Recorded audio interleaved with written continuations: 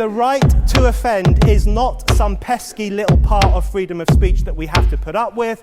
It is the heart and soul and lungs of freedom of speech.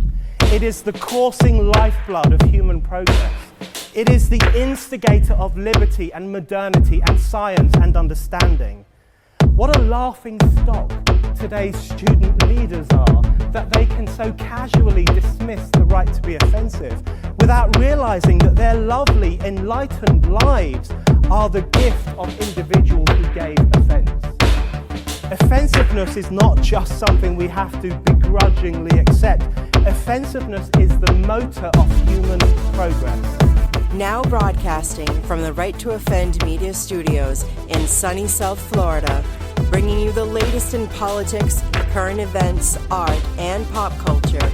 This is the Whitfield Report Live with Sam Whitfield. But giving offense is good. In fact, it's essential. Alrighty, and welcome to the Whitfield Report Live, ladies and gentlemen. I am your host, Sam Whitfield, broadcasting live from South Florida, joined here with Max Morpheus and our very special guest, return guest, Mr. Zach James, author Zach James.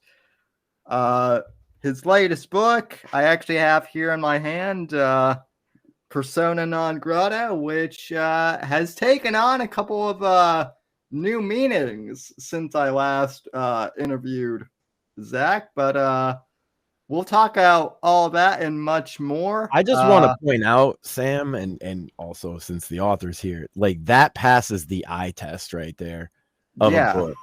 You know what I mean? Like it's beefy. Great cover. It's got like a good color scheme. Like immediately your eyes drawn to like what's the deal with I don't know, as a book buyer more than a writer. I just appreciate good cover art that doesn't like, because like the modern corporate cover art scene, I don't know, it's kind of a meme, right? They all look exactly the same, especially now with AI doing it. Jeez. I'm sorry, Sam. I didn't mean to interject. No, well, I mean, the thing about the AI cover generators is like, I wish more people would use them effectively. Yeah, because I've made I've got the Dogs of War out. Like, I made the this. Problem is, Sam, is people think it's just a plug and go, and you don't have to tweak it like you do. Yeah, because they didn't go to school for technical writing like I did, so they don't know how. I mean, the big publishers, even they don't care, and their covers look so samey these days. Like it's a noticeable trend. If you go back to like the 80s and 90s, you had these beautiful hand painted, covers on like every other book that had like a distinctive style and drew you in. And if you go into like a modern section of like just even the modern political thriller section in most bookstores, 80% of the covers look almost identical now. Yeah, it's been a noticeable trend. Like there's tons of memes about it in like literary, Twitter. Because it's silhouette of a man with a gun, and he's off to save the world yet again. Yeah, and then like I also love how like all the book covers with like that have movie or TV show tie-ins are now just like literally. They're not even book covers. They're just like movie posters that are like, just like imposed.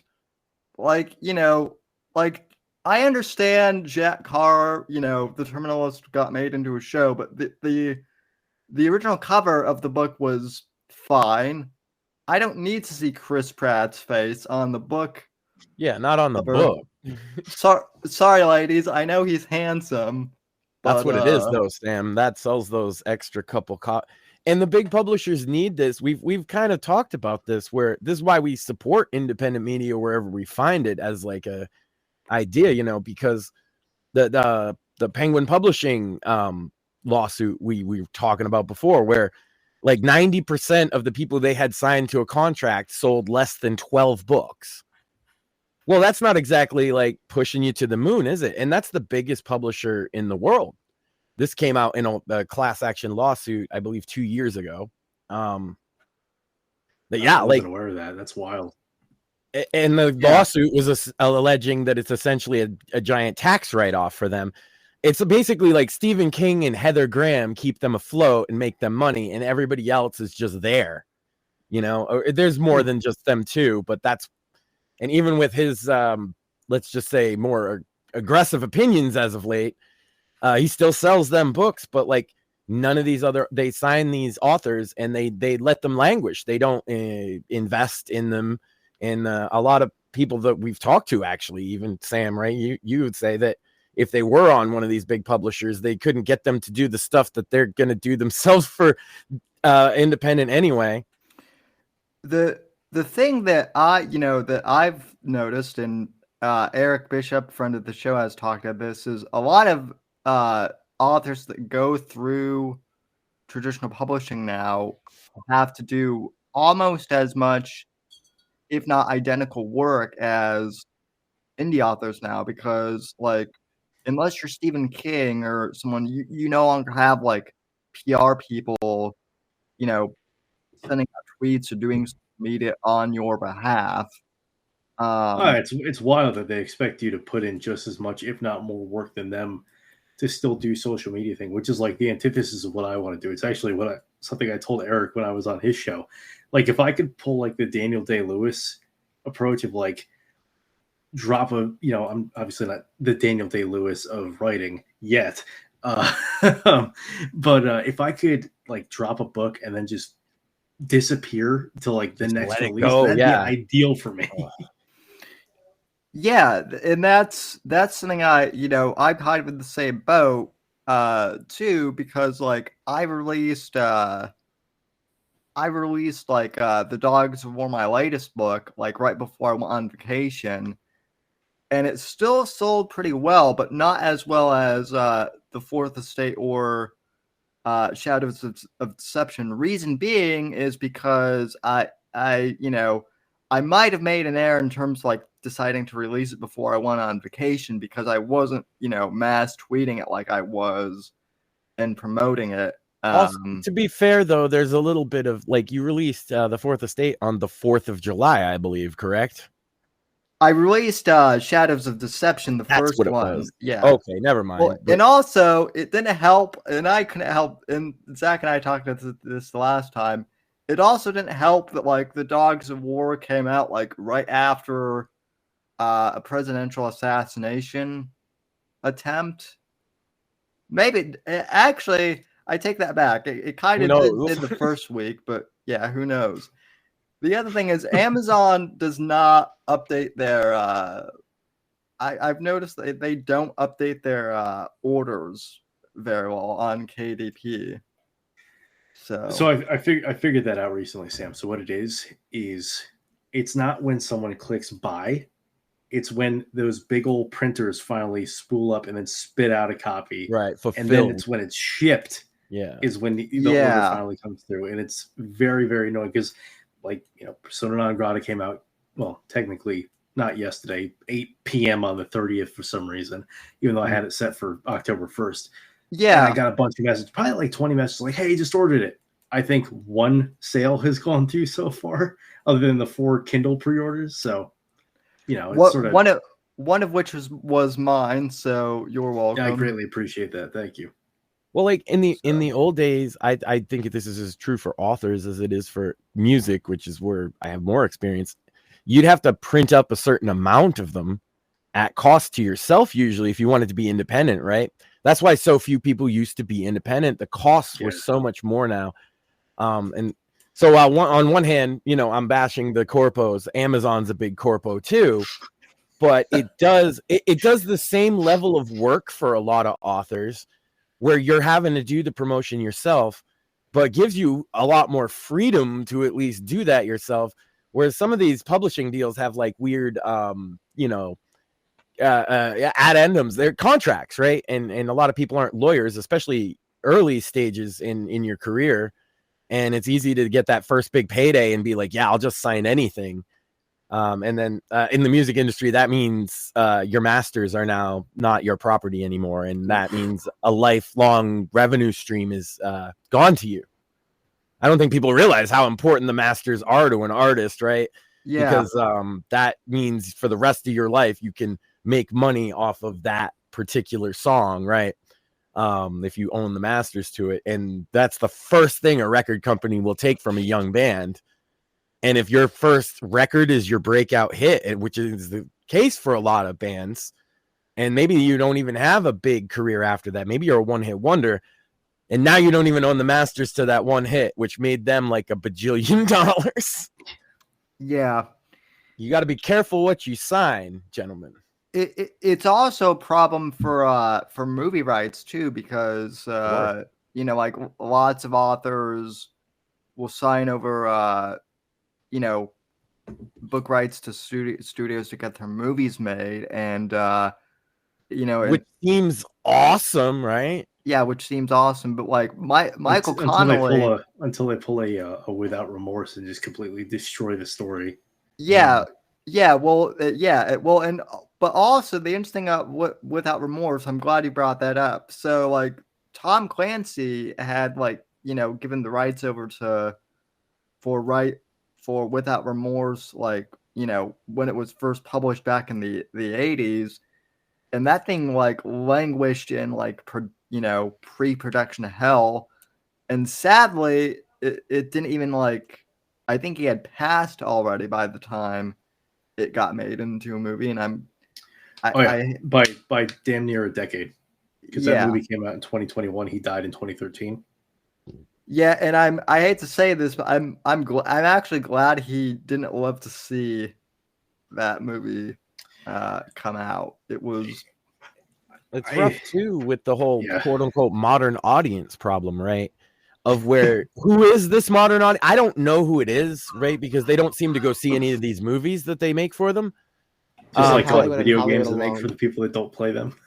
Yeah. And it's like almost like, do I sell my rights tomorrow night? Do I sell my rights now, right?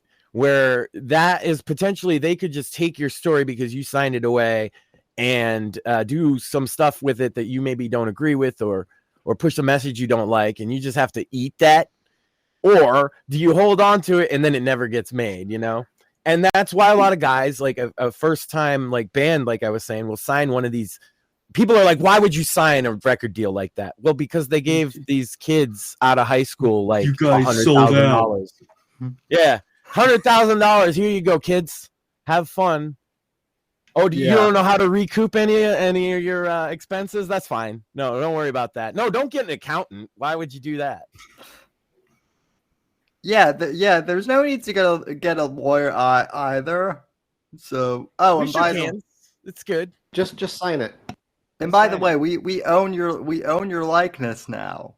So, you know, we own your likeness. We own your masters. Fuck you. We win. Yeah. So, good luck writing a book about it. Yeah, we have to approve it before you put any books out.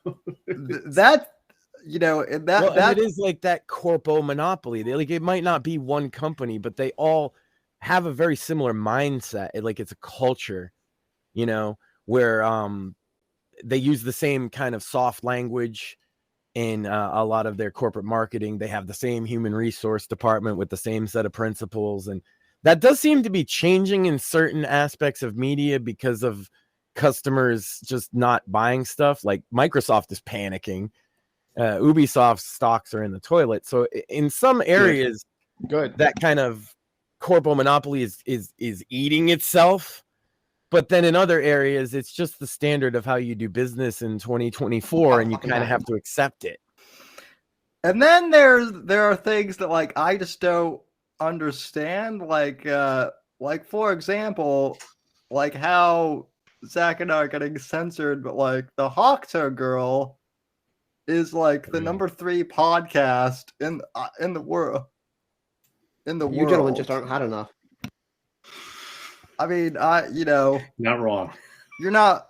I mean, look, we're both wearing collared shirts. We, we made an effort to look nice, both of us. Sammy doesn't do enough Both of us. topless podcasts anymore. God. Now I feel bad. I got Popeye, Sam. Yeah, that's true. But we're not showing for corpo stuff enough. So well, I'm sure the fact that I actively post like anti-corpo Johnny Silverhand memes also doesn't help my case. Yeah, it's funny how that's come to I love it. Like the new punk rock is like just being like a centrist.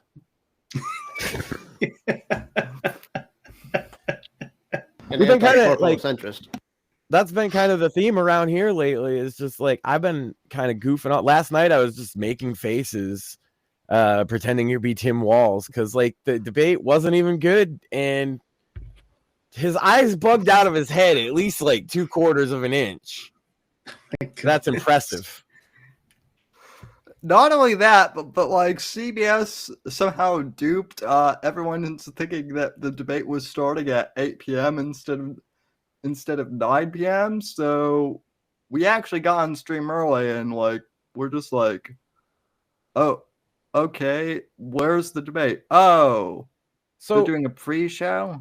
So you got banned, and obviously you joke, the Johnny Silverhand memes, but like legitimately, what did they tell you what they banned you for, or because we've had cases of both, obviously.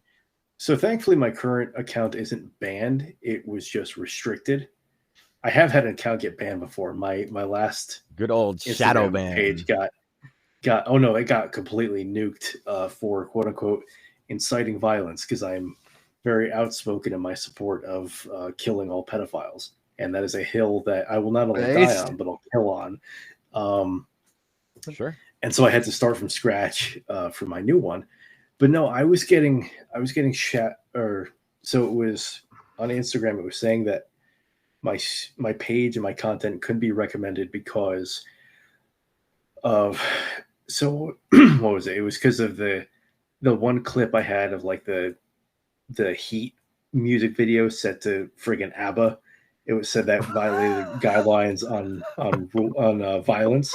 It's like it's a movie, right? And then for some reason they flagged all of ours. I don't know if it got flagged on yours, Sam, but all the clips that you and I were collaborating on, it said that it flagged them for hate speech. Which, talk about books, I don't know what hate speech there was in that.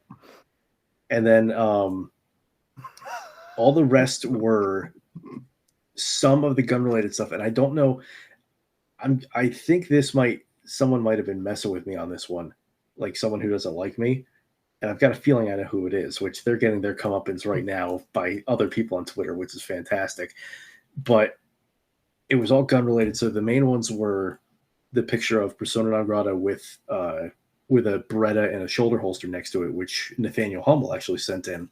So marketing material for a fictional novel, right? Is that what you're saying? Yeah. I just want to be like in their language clear about how silly that is to even flag. Yeah, on a table, not even like someone holding it. Right. The proverbial gun on the table. And then the other ones were just the promo shoots for Turning Point, where I'm all kitted up in the ghillie style stuff with the rifle and all that. And they hit me with the one where I'm holding up. Actually, I've got it right here. I'm holding up the little field Bible. But all those were flagged under violation of like controlled goods. And then if you look at controlled goods, it only lists like marijuana, drugs, and alcohol. So either it's flagging me thinking I'm a big old pot plant because I'm dressed up in like a ghillie suit style thing, or someone is specifically flagged. And it didn't flag all those because it didn't get in which case the AI was smoking something. So that's why I'm either like it's either someone specifically going after these posts or the AI doesn't know, in the algorithm or whatever, however the hell it works. So those are the ones that got flagged. So I'm like appealing it, and it's coming up on the day of the publication. I'm like, shit, like I need to be able to like put my stuff out there. Right. And so I ended up just archiving them all. I'll reinstate them later. And thankfully my account is like good right now, so I can always try to push out some marketing material and sell some books. But it's like, how it's so tiresome. Yeah.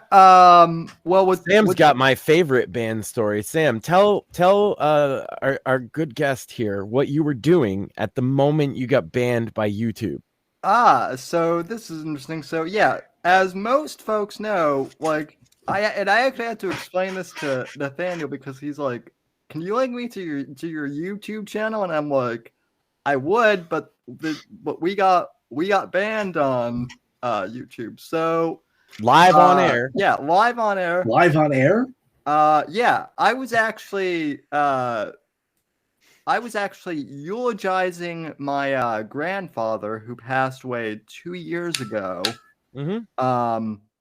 He had died a week before. He had died the week before. It's actually like 2 years. It's actually like 2 years ago this week that he actually passed away.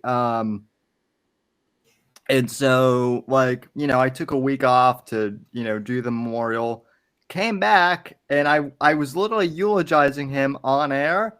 Talking about the funeral, and then, talking about his grandfather. Literally, he was in the middle of talking about his grandfather. He had 2 streams up. One is on YouTube, and the other is on Rumble. And then the funny part about I went back and watched the Rumble stream recently, Sam. It's funny, our reaction to it, because it's like, what happened? Yeah. Why is it gone? He was literally he said, "I'm back from my trip because I had to go to my grandfather's funeral." Yeah. Banned forever with no notice or reason given. Yeah, and so then I ended the stream and I checked the email and it said all YouTube said was that my account had been my YouTube channel had been like permanently suspended for basically for terms of service violations. Random terms of service violations. What specific terms of service violations? They did not state. I emailed them and asked them what terms of service I had violated. They just simply referred to me to the terms of service page, but didn't actually like tell me which ones I had violated or why. See, that's what pisses me off the most about this is it's always these vague, amorphous, like you just violated X, Y, and Z. Like it never pulls up the terms of service in the actual paragraph, section, code, whatever the hell. And actually, Sean Ryan, he was just on the Joe Rogan podcast. He also hosts the Sean Ryan show, which I'm a pretty avid listener to, and they talk about it pretty extensively to the point where even they were talking about how sometimes if you even want to like be considered to be reinstated, you have to sit through like a sensitivity class hosted by the platform, whatever. I've taken those. I've actually taken 2 of them. Yes. So I did it was like my avant-garde art project where I did like a coffee house vibe, but just looking at like weird people on the internet. It was cringe coffee house, right? And like making like laughing at people on the internet, but treating it like it's art. Sounds awesome. Because it's outsider art. The people I look at are usually actually crazy people that just post this stuff nonstop, right? And so the entirety of TikTok. Yeah, and it's not meant for like a large audience. It's just me having fun, and I get it. Oh, bullying, and it's like okay, fair enough. Give me the stupid seminar. It took me 15 minutes, and I had to answer questions about bullying, and there were questions. It wasn't just like a it was a test thing.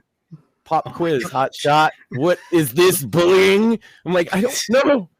Maybe. And then also it's tough because I've been very vocal myself about a topic that bullying is good actually. Maybe not all bullying, but bullying is you know why bullying is good? Because it introduces people to the concept of shame, and that prevents everyone from having main character syndrome, which is what leads to most of the problems we have nowadays.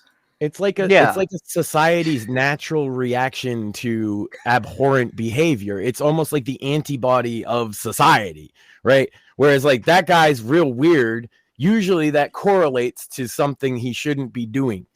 And sometimes that's not true. That's why I say not all bullying is good. Some of it is just mean and harms people. But sometimes, like, look, calling fat people fat isn't. I was a fat person a year ago. Sam will know. I just went to my heart doctor. I lost 154 pounds since last year. Holy shit! Congratulations. Because I've been out running. That's awesome. As I'm training for a fight. Because I used to box, and I figure I'm 40, going to be 41. Why not try? And I'm in better shape than when I was 20, so maybe I can win. Amateur. I'm not trying to get a concussion anymore. I'm too old for that. I'm already stupid as it is. So your wife gotta wear the headgear. your wife keeps throwing objects at you when you say stupid stuff on the show, though. So Yeah, but that doesn't hurt. I mean, don't. You're gonna throw something at me if I keep it up. Don't tempt her. So she's already giving me that evil look. Sam, back to you, Sam. I can see her face, and it's not even like I can visualize it, and it's not even she's not even on camera. But no, I mean, I think the I think the other thing that's like really stupid is with the whole censorship thing is it's even if you disagree with us, it could very well happen to you, to the to the people who are eventually who are doing the censoring. Sometimes it does. It basically just said what I was going to say.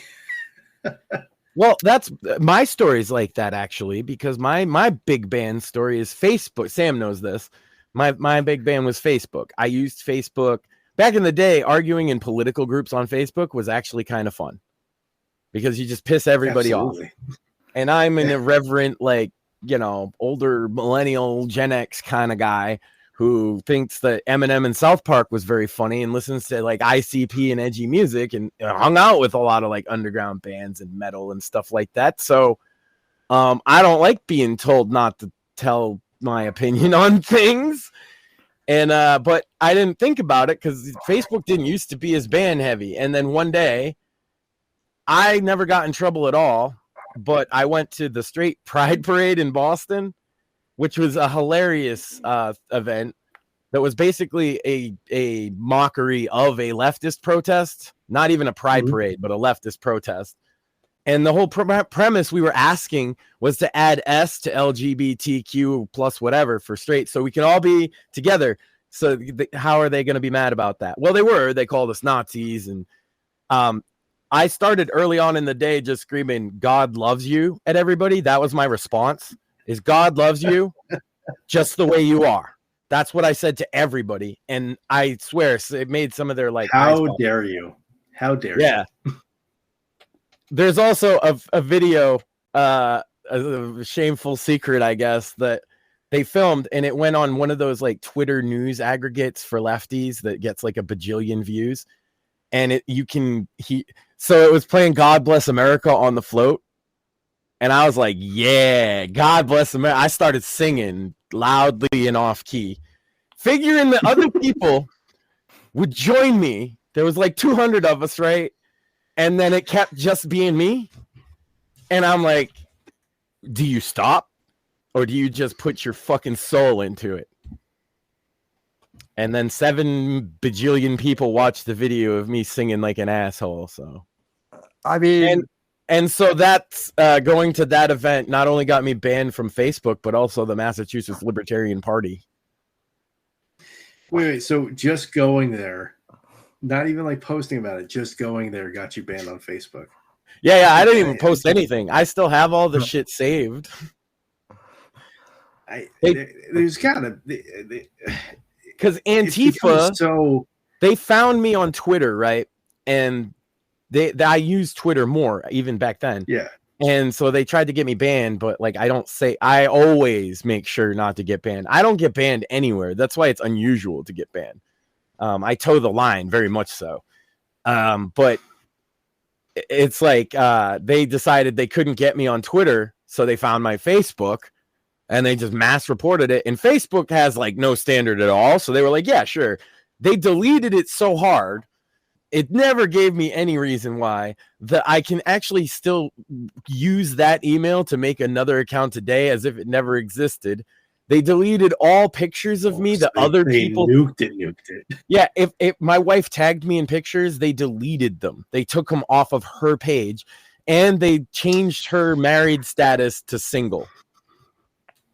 I feel like that's see, that feels like I never existed. Like to have that much. Yeah, like that's some straight Orwellian shit. They hit the delete button. It wasn't even the ban. They 1984 to your ass.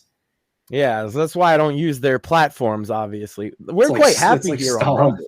It's like Stalin when he would fucking have people airbrushed out of photos back in the day. Yeah.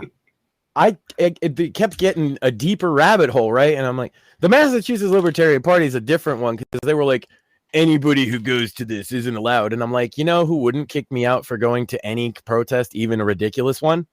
Either the Democrats or Republicans. Only libertarians care enough and get nitpicky enough and friendly with each other enough and want to fight with each other because they want to be the biggest fish in the small pond would like make a rule like that. So I was like, you know what? Then I don't want to be a part of your stupid party anyway. Yeah, I was a libertarian for about 2 weeks back in 2020, and there was this weird shift. I don't know what happened. It was in like June, July. I joined. I was like, you know what? Yeah, I'm all about don't touch my money, don't touch my guns, let me have my land, leave me alone. And the memes were all great, and then it like shifted from like, leave us alone to like we should just kill every cop we see. And I was like, I can't get out of these groups fast enough. Oh man, like let me tell you, as a longtime police accountability activist that comes from like a place of like nothing to do with any of this modern stuff about it. I was talking about when police act out of bounds for years and years and years. I even at one point worked with Cop Block, which is like the most famous one. Me and Asa J wrote for them for years. And the idea is, badges don't grant you extra rights. If cops do abuse people, they need to be held to account for it. Otherwise, people won't trust the cops, and they kind of don't. But then the anti-cop rhetoric went from us talking about accountability. I was talking to Andrew Nelson about this accountability for bad cops to all cops are bastards and defund the police. And it's like, well, I'm not a part of that movement. I was talking about that one cop that clearly everybody agrees was an asshole. How about you just take his badge, right? Yeah. And how about we have? I've always said more like open hearings about these kind of things. But I'm not, I wasn't like what I saw in 2020 was insane. So I totally get where you're coming from. As a guy that was like on their side, they drove me off, Well, it was for me personally, again, accountability, great thing. Yeah. There should be accountability. And if anything, there should be more accountability because you're in a position of power like that. But then just to be like blanket, like, we don't need them. We should just kill them all. Like, no, not associated with this level of thinking. Or even just the defund bit, right? Is like the one thing that would help. What a stupid concept. Defund the one police. Thing that might make this problem slightly better could be funding. Not like it's like the one like the leftists would appreciate, I guess you could say, because they love to spend money, but not on cops. What the. How does that make any sense? Or disaster relief for U.S. citizens, but that's not here nor there. They're just underwater. It's fine. Yeah, my other favorite thing, and I know Zach, you might appreciate this. I know you know who A.M. Adair is, but do you know who Steve Stratton? Do you know Steve Stratton by chance? Okay, yeah, I'm connected with him too. So Steve, great guy. He came on the podcast. Like, I think back in like January or February. And I was asking him about his experience, working with the DEA and also like, as a Green Beret. And he actually fought against the drug cartels. And so he was explaining like, why, what America needs to do to get rid of hard drugs. And he was very insistent about fentanyl specifically. Yeah. Which is kind of important. Yeah, he was. I know where you're going, Sam. Yeah, he was very specific about like, fentanyl and like cocaine and hard drugs. But evidently the libertarian portion of this audience no longer exists because they misconstrued him talking about hard drugs to think that like he wants to ban pot and wants to arrest like like backyard one issue, man. which is not what he was mentioning at all. He lives in Colorado. Yeah. So like, but it was like weird. It was weird and bizarre how like they flipped out on like something that he didn't even say. And then I came to his defense, and they thought I was like their guy. That's the funny part, though, is like I've always been like the kind of anti-libertarian guy in the circles I've been in, because I got kicked out of the party before that too. I got kicked out a couple times because I like to push buttons and I'm kind of an asshole. So, and then they let me back in because I push buttons in just such a way that they have to. Yeah, it's a skill. Or a curse or something. It is. The only thing that I'll say about fentanyl, without going down a rabbit hole that'll have us talking into the wee hours of the night, is the U.S. government currently does a better job at regulating raw milk than it does fentanyl in our country. So, and insert any number of other perfectly safe, healthy, normal things here, right? Yeah. Or not even regulation. Let's talk about inflation, man. I've been on a workout kick. Like I said, lost all that weight. How much was the eggs when you got? We were like looking at eggs. She got a half dozen. How much was the half dozen? Close to $4. $4. Oof. Jeez. How much was the dozen? Like 8? Close. Well, the ones that I was looking at were close to 5. Oh, but don't worry about it, guys. Eggs aren't healthy for you or nothing. You're gonna die. Well, oh yeah, no eggs and red meat. Well, that's so. Eat the bugs. So eat the bugs, live in the pods. So I'm gonna go on a little bit of a soapbox here because of this stuff. So I buy all of my meat, dairy, and eggs, to include raw milk, from a local farm co-op. That is basically, they transport it from a farm out in Gap, Pennsylvania. It's an Amish farm, and they bring it into Northern Virginia for us to buy. And it's about, here, I'm going to just pull up the eggs because I'm curious, because it's definitely worth the little bit of extra money, because we were talking about egg prices. But man, just the difference they're probably you can taste not in them full of hormones. I pay $7 for a dozen eggs that I know are guaranteed like farm fresh.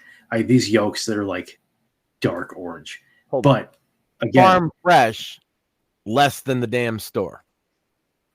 What are we doing? Farm fresh, like freshly packed that morning, sent out to us. Well, no, and I grew up in a rural, like, farm Massachusetts town. I'm used to fresh, like, good, farm stuff. And this idea of like having to get these prepackaged, and you can't even get if I got the organic ones, oh my God, they would be like $12 for $1 an egg, right? It's like, oh man, and I'm supposed to eat 2 for my diet. Well, fuck me. But welcome to Bidenomics. I have an egg in the morning. Well,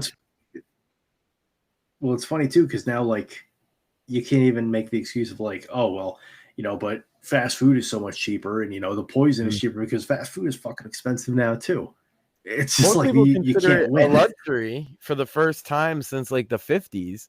I've been watching a lot of news about this. The industry is collapsing on itself, and it's mostly due to the wage hikes from the minimum wage laws, like a large portion of it anyway, and then inflation on top of that, which it causes inflation. So it's kind of one of those cycles of assery.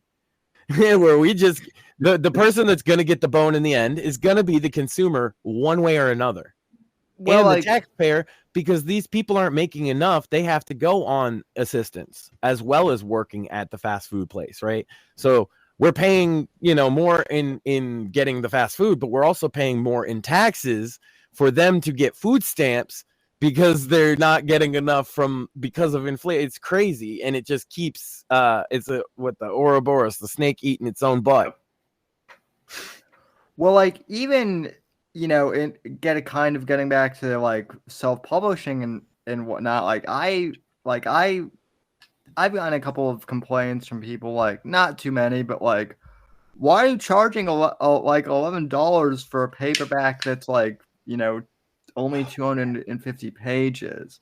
But it's so crisp. It's Sam. Can I just brag about how much I love your paper for a second? Sure. Feel free to. And sorry. Hey, folks, I'm not kissing Sam's ass because he's a buddy of mine, but legitimately that paper is crisp as hell.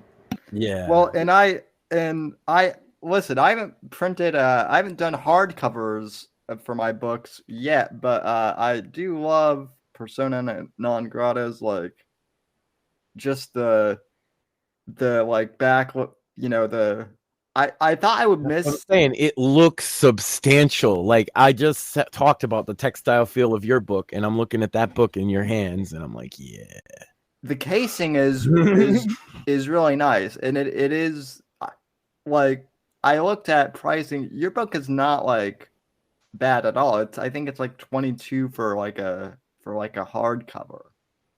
I mean, it's almost 500 pages, and I mean the industry standard I think is like $35 for a hardcover now, and so it's like, I still want to get it out there. I'm not trying to price people out of reading my book, but I also need at least kind of a return. So trying to find that balance. Absolutely. Yeah, and that's what I was gonna say too, is like people have to be able to, especially with like indie authors, like we want it to be affordable, but we also have to make like some royalty money back on it as well. My other question is, how dare you, Sam? That's a question I actually have. So coming from like the music side of things, right? How they supplement that is obviously with touring, merchandise. Those are the two big ones, right? There's other stuff like you could do signings and things like that. I guess authors do signings, but like, is merchandise even a feasible thing from where you're at, or like, because it doesn't seem right? But for a band, obviously it is. So it seems like what I'm saying is I feel maybe authors have less avenues than other forms of media currently. I mean, Zach, do you want to take this one first, or? Yeah, I could take that one first. I think it all depends on the author. So sure, yeah. Like, I know for me, there is a demand for additional stuff like merch. People have come up and like, when are you doing patches? When are you doing hats? When are you doing shirts? When are you doing stickers? And when I get around to it. So I know I've got at least a limited amount of interest for that. I'm just too lazy to figure it out right now. Right, but like what I mean is, for like a band, that's more of a revenue stream than their publishing deal 99% of the time, or even if they're independent as well. You look at the top like independent artists, at least that I'm aware of or know, they make a lot selling physical copies, even in this day and age, right, with their signatures on it, because people download most of the music, so they're able to make a way better margin selling those CDs. Especially you add in like, oh, I sign it myself, and they're signing like hundreds of them overnight, trying to get them out the door, just like they did in the 90s with like demo tapes and stuff. That hasn't really changed, and that's always like either moving your units yourself, or more importantly, moving t-shirts and stuff like that for a band, obviously. But people don't think that way about authorship. So I was just like, does it feel like there's maybe other avenues that aren't explored, or? So for other avenues that aren't explored, I don't know. I think to get to the point where if you are buying your own product in bulk to then like sign and send out and doing like a pre-order thing, whatever, you have to. Yeah. I think that's kind of closed off until you reach a certain level of notoriety or popularity. Yeah, it's a level that I'm certainly not at yet. I would say I'd like to get there eventually. From experience, I'll say this, that the barrier to entry for that is lower than it's basically ever been, because you have instant access to a more global market than you ever did previously. But also it comes with downsides, because like the physical aspect, like you could back in the day just book a tour for like an author that sells enough copies, and you'd reasonably get a few people to show up to spend $5, even if they don't really know who the person is. But and they'll buy the book like right there on the spot, which is still cool. But that seems less, because of the digital marketplace and attention economy and stuff. It just seems like traditional methods are kind of drying up. Even bands are having to go more with merch than touring, because touring prices, and everybody will complain about ticket prices now, by the way, but it's not the bands that are making the big killing off of the ticket prices. I can promise you that. You could ask some of them yourself. It's the venue that takes the most of that, venue, isn't it?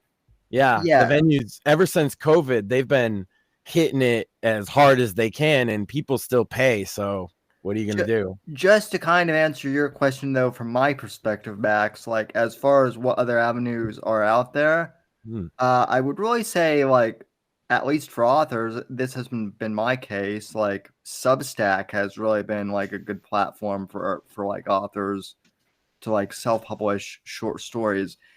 Also, audiobooks, which is something I do want to talk. That Zach, you at least for the Modern Mercs series, like you have one of the best like audiobook narrators that I've heard. Aside from maybe my guy Doug Green, but I mean, you know, I'm a little biased. Doug is fantastic though, for real. Doug did a great job. But yeah, like what? Hey, is there going to be an audiobook version of Persona non Grata? Or you know, what are your thoughts? There is eventually, and actually, I'm actually very seriously considering doing the narration myself, because I know how it all needs to be said and how everyone needs to say it, so I don't have to worry about going back and be like, hey, I need you to rework this line or whatever.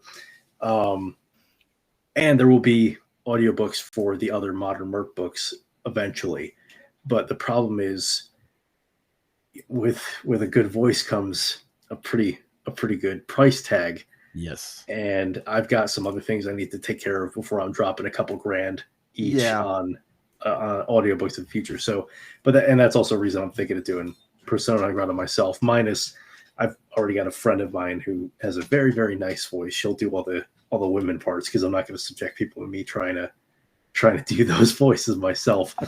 I'll just stick to very poor foreign accents otherwise, because that's going to be super cost not prohibitive. What's the other one I'm thinking? Whatever the opposite of cost efficient. Because at that point, all I have to do is either rent out studio space to do the recording, or go to my buddy's place in New Jersey, who's a sound engineer and has it all in his basement, and do it there. So sound engineer with it in their basement. Who knows anything about that, Sam? Nah. I was just thinking, because I'm actually in the process of producing. See, that's my thing now, is the audio stuff. I'm going to produce an audio drama that Sam's written in addendum to the Shadows of Deception series, which I have a script, and it's pretty fun. It's a prequel for the Cold War, and we got a whole bunch of people here willing to do it. And also, then my own original creation, the Right to Offend Media presents Stripper Chick, coming soon. Which is not like as risque as you might think. I got time to do what I want to do. Yeah, there you go. That's a beautiful thing right there. Hey, my wife's actually going to be one of the characters, so it can't be that bad, right? Yeah. She just wouldn't be Stripper Chick. She's fair. You know, I think it's also interesting because, like, I've been reading. I'm not actually done with Persona non Grata yet. Sorry about that, Zach. But I did finish I did finish the Modern Merc series first, and it was the first three at least, and they're fantastic. But I'm glad you enjoyed them. I definitely did notice, so far in Persona and Grata, some of the references to Heat and like Max Payne and these other two gentlemen will test. Like I All will not Sam's favorite things. Yeah. Yeah, I basically will not shut up about Heat at all. In fact, one of the Or Max Payne. Let's be real. Yeah, one of the things I actually got banned or for. John Wick. Oh yeah. Or James Bond. Or just Keanu Reeves as a human being. Keanu's a good one. Yeah. Well, yeah, I mean it's fair. I just want to point those are the things that you genuinely love. Yeah. I'm glad I inadvertently wrote to my audience then. Yeah. You basically like packaged all my favorite things into one singular book. So like I without giving anything away, do you think is Persona on the Grata going to be a standalone novel, or do you think there are going to be sequels down the line? I'm going to defer that. We're going to readdress that when we talk later after you finish it. Okay. Fair enough. I actually have a question. Like, how does your kind of life experience impact your novels? Because it does seem like you're grounded, obviously, in reality. So obviously there's got to be something there. Even just shooting at the range or anything. Obviously, it's tough when you write action stuff, especially if you know some of your fans are gun nuts. You better like not fuck it up, of course, because they all know every fucking thing ever about the damn gun. I love me some guns, guys, but geez, get a girlfriend. I'm gonna give a little bit of an answer to that part first, and then I'll answer your initial question. So I kind of deconstructed that trope a little bit in Persona non Grata, because while the main character knows some guns and knows some stuff, he's not this like cool John Wick. He's smooth about everything. There's one scene which, Sam, I know you've already gotten to it, where he has a Glock that has a fully automatic switch on it, and so he posts up and he goes to shoot, and the damn thing almost rips itself out of his hand because he's not prepared for it and stuff like that. And like he's like, yeah, I know that it's an AK of some type. So he doesn't get into, because honestly, I'm so sick of that trend. And I know I've done it in some of my earlier works too, where you're breaking it down by like damn near the serial number. Well, I don't even mind that as much as I mind like the comment guy, right? That knows every damn thing and wants to correct those guys. Yeah. It's like, that's what I mean, is like, get a life. Okay. I love guns. They're cool as hell to shoot, but it's like it's the same as like the guys obsessed with trains, so it's equally as boring, right? I love. Sorry, gun guys. I'm sorry. I apologize. I love Jack Carr. Not sorry, train guys. I love Jack Carr, but I think one of my biggest pet peeves of mine for his writing specifically is how he not only like how he has to like painfully detail, and then Reese took this brand AK-47 with this brand rifle sight and zeroed the sniper rifle down. I'm kind of talking to Shmuley too when I say that. To point it's like, oh wow, cool gun guy. Hey, better way to win a guy like me over? Just take me shooting. Yeah. Yeah. Don't write your comment. Just say, hey, let's go shooting sometime. I'm like, bet.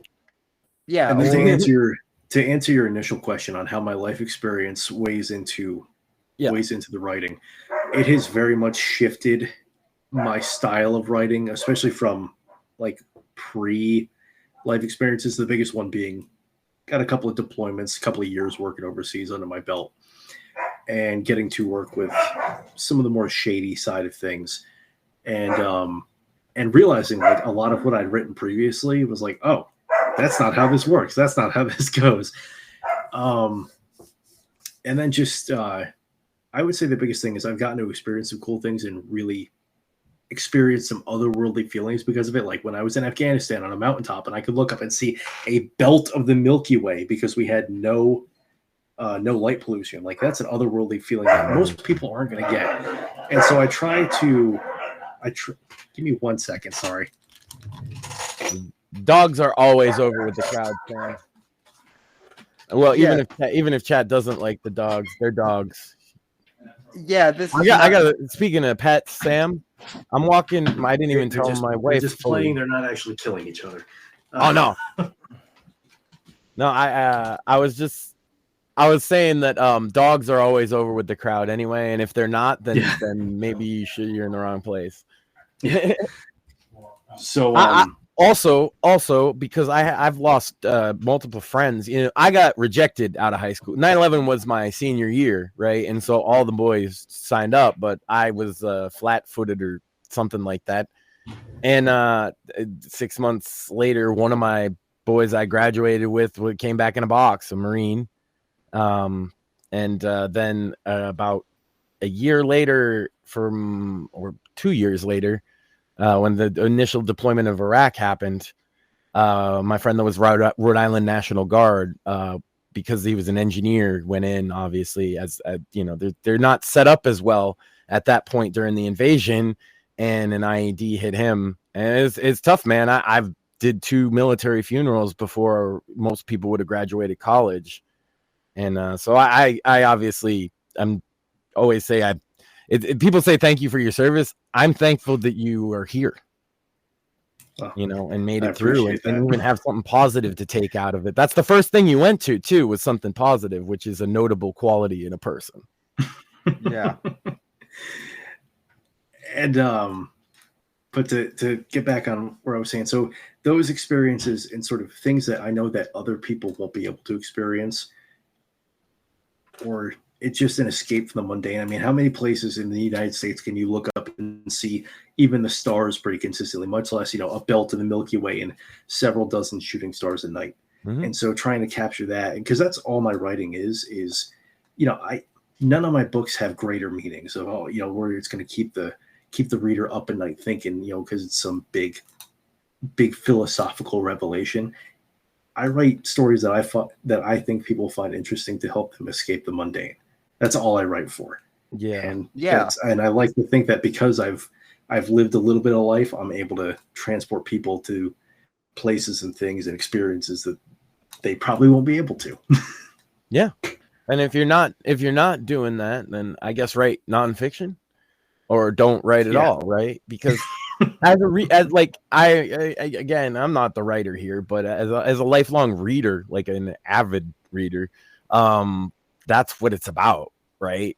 Is like getting that sent to another place for a little while, and just to experience something outside of what you normally experience, whether it be based in reality or some fantastical journey through space, time, and whatever else. I don't know if I'd call my space journeys fantastical, but there's definitely some interesting stuff in those.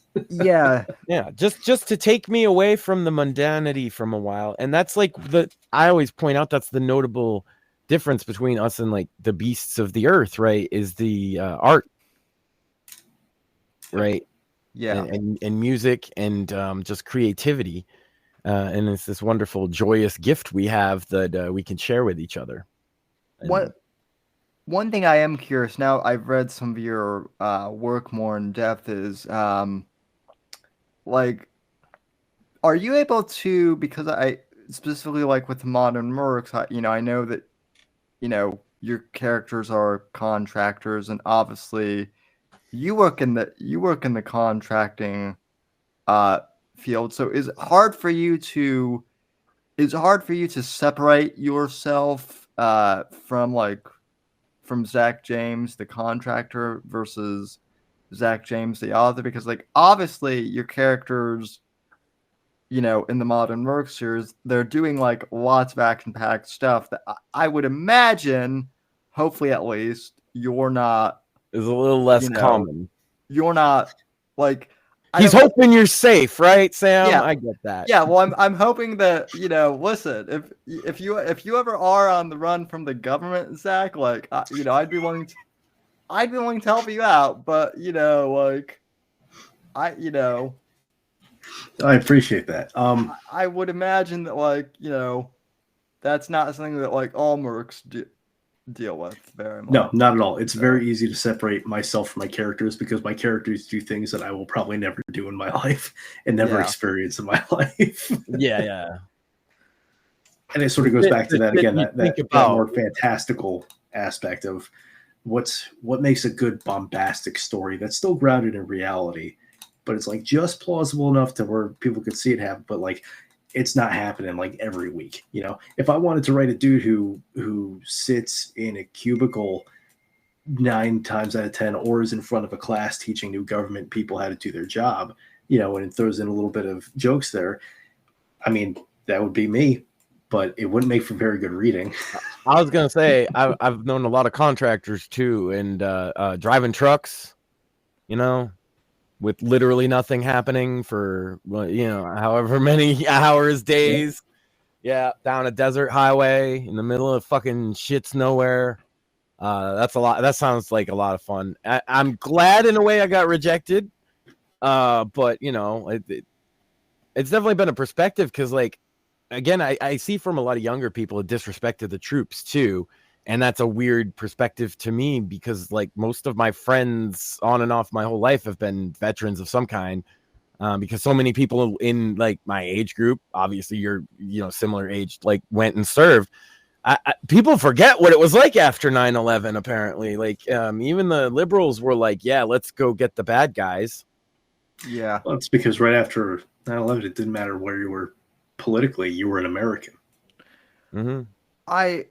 Well, and I also think, too, Zach, you and I, being similar age and growing up in the post-9, I had to explain this to someone in Gen Z that social media did not exist back in 2001 or, and I mean, I hate to say this, but I honestly think that social media, and I mean, I've even seen some of your posts that Instagram hates about this, and I agree with you, but social media, I think really has kind of in a weird way, it's brought us together, but it's also separated us in a lot of ways. It's a societal cancer.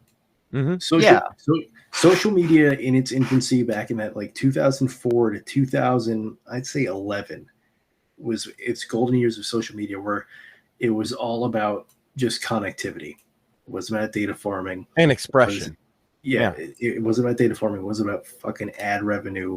It wasn't about influencers. It was, hey, check it out. We no longer have to worry about snail mail, long distance calls if you want to keep in touch with your friends from high school or whatever. When it was like that, I think it was great. And but nowadays, and this also falls into the whole internet 1.0, 2.0, 3.0 theory, if you guys are aware of that. With internet 3.0 and social media as it is now, it's just an absolute fucking disaster. I'm going to end up on a watch list for saying this, but Ted Kaczynski fucking called it. Well, even though he didn't even know what social media was going to be. And friends of mine have been talking about idea of 3.0 long before, the idea of mesh networking is inevitable, and which is decentralized, right? Because more people are going to have the capacity to do it. It becomes cheaper. He was working on a decentralized mesh network social media site years ago because our friends kept getting banned. That's kind of the genesis of the right to offend media is we would get banned for the silliest of things everywhere we went. And some of us are banned on every platform pretty much, for different silly reasons. One of the first bans I ever got was I was talking about we had a problem with my car transmission, and wouldn't you know it, I got banned for saying tranny and was why? What are you talking? This was 2017. I've never been banned from anything. 24 hours for hate speech. I'm man, I really do. You know what? I was mad at that transmission, to be fair. There was hate involved.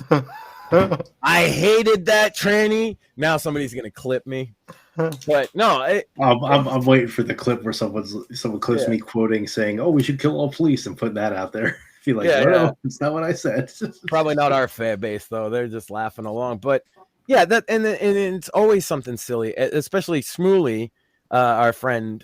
He would always get banned for literally like by mistake, basically, because he was the most polite ever. But for some reason, he just always gets banned, and it just leads to like us pointing out the hypocrisy of the way people do that stuff. It's okay for my people, and it's not. The internet has made all these antisocial behaviors normalized to such a degree.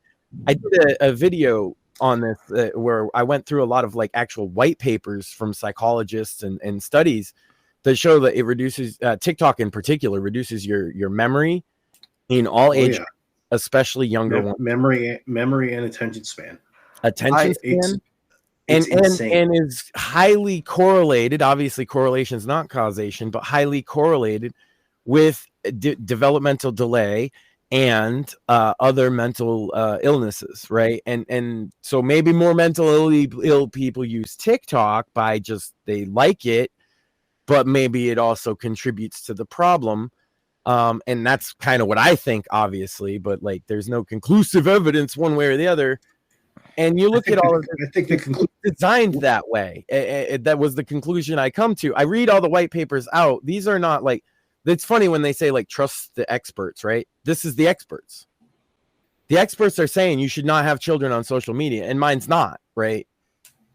You know, we go running every day. We don't. You want to know what the proof is? You want to know what the proof is the fact that the only industry that spends more money in doing psychological research and how to tailor their products for the most exposure than social media, and especially short form social media like TikTok and all that, are credit card companies.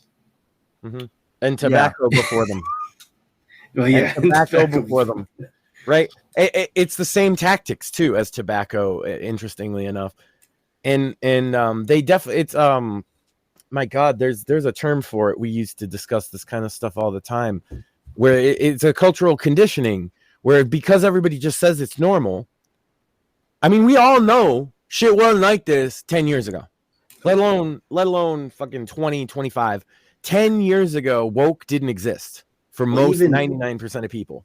Even 5 years ago, look how much it shifted with the rise of these prolific influencers in short form content and all that. I argue that short form content feeds the machine. Yeah, absolutely. Shock value wins. That's kind of also the joke of Right to Offend Media. We're actually a bunch of really not edgy people, you know, and actually kind of diverse even by their standards, which is funny because like, and so my wife does a show with 3 women and they're married women. It's you know, and they outperform us most weeks. But like, yeah, and so like we're not edgy at all. So Right to Offend Media kind of suits us. But like it's the concept of like the mundane has become accursed and forbidden. You know, what is it they say now? If you're an extremist now, it just means you're a normal person from 20 years ago. Yeah. Well, I was actually trying to explain this to Nathaniel and Luke from the Men's Adventure Fiction podcast, because I guess they've had like a really successful run on YouTube so far, but it's started to curtail. And maybe I'm just overly like black-pilled on, you know, from my experience with YouTube, but I immediately told Nathaniel, I'm like, congratulations, you're starting to get censored. And he's like, why? And I'm like, because probably because they're promoting traditional masculinity. Yeah, I'm like, but even simpler than that. I'm gonna clue you in on something. YouTube bans left-wing independent creators too. Oh, and yeah. The reason they do is because it's independent creators, and they've decided it's us. Yeah.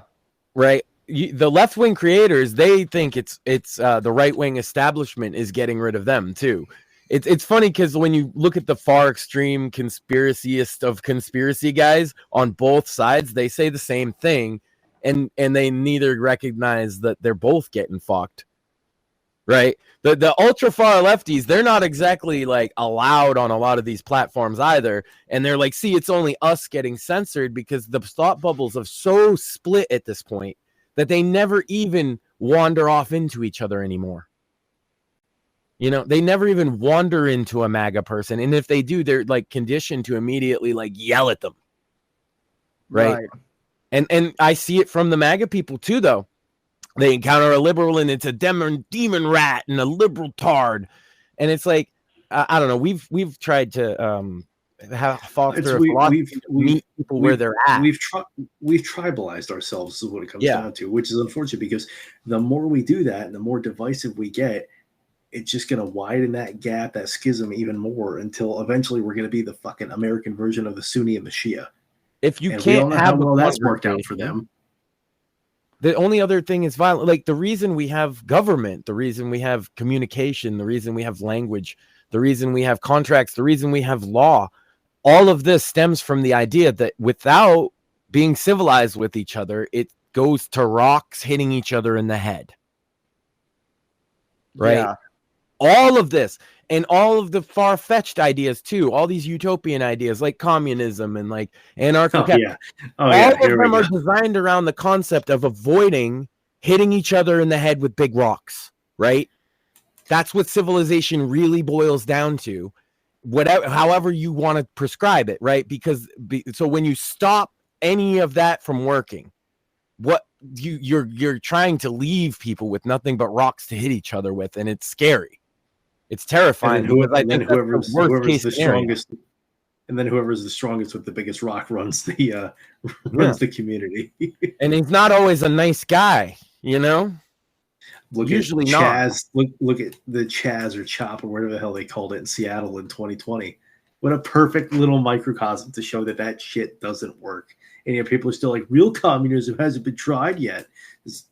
I'm gonna stop before I even get on that soapbox. No, I mean, listen. This is the other thing is like, I actually, someone was saying like how awful, you know, the cyberpunk like future would be, and I'm like, well, I got news for you. We're already kind of living in it, except we don't have gorilla hands or like, you know, flying cars or anything cool. The only thing we're missing is constant rain, long coats, and a lot of neon. Where is my vending machine that just sells me an AK with all the attachments? Yeah. If I don't got that, then then it's not cyberpunk enough yet. Yeah, let's go. That's pretty much what we. That's pretty much all we need at this point. Little aside for the cyberpunk, because I'm actually currently working on a cyberpunk book right now. It's not a vending machine for AKs, but they've got a thing where, and I've seen videos of this where it's real, where it's like a robot arm that can make omelets and all that. And of course, they ask for tips and all that, and it's like mandatory because, you know, it's dystopian hell. But even with all that, because it got damaged at some point, the robot arm is like miscalibrated, so it always like fucks up the flips, so the omelets always come out. It's terrible. Just adds to the overall like, oh yeah, everything sucks aspect. They have like Five Guys, or one of them at one point was like fully automated with robots just flipping the burgers, kind of to prove the minimum wage point, by the way. Just so y'all know, if you were advocating to raise the minimum wage, you were advocating to bring these robots and tablets in instead of actual workers, my friend. I was going to say, how long after it was that they got higher wages at McDonald's that the big self-order kiosk came in? Mm-hmm. Walmart been ahead of their game on that for years. They knew they were going to do that. And now Walmart has been less efficient to go to than ever because you can't just... They have 27 fucking aisles, but only self-checks open or one aisle. So I have to ask in regards to like writing in the cyberpunk genre. This is author to author. Like, how are you able to write it and still have it be fiction? Because like I've tried to write like this is people keep asking me to write sci-fi, and I'm like, well, I would, but like, oh man, imagine if Donald Trump was president. In 5 years, it's not going to like be science fiction. That anymore. Was in like Back to the Future, though, right? Donald Trump was like presented as president as a joke. Yeah, Yeah, they made it. Well, they also like predicted it in The Simpsons too, and it. So how I write it is basically I take all the current like dystopic stuff we have in society and I kind of dial that up to 11, and then I just in mine they have flying cars. And then I make a joke that they're called fly cars. Well, why are they called fly cars? Well, because they tried to call them speeders, and Disney hit them with a lawsuit. And Blade Runner hasn't gone public domain yet, so we can't call them spinners yet.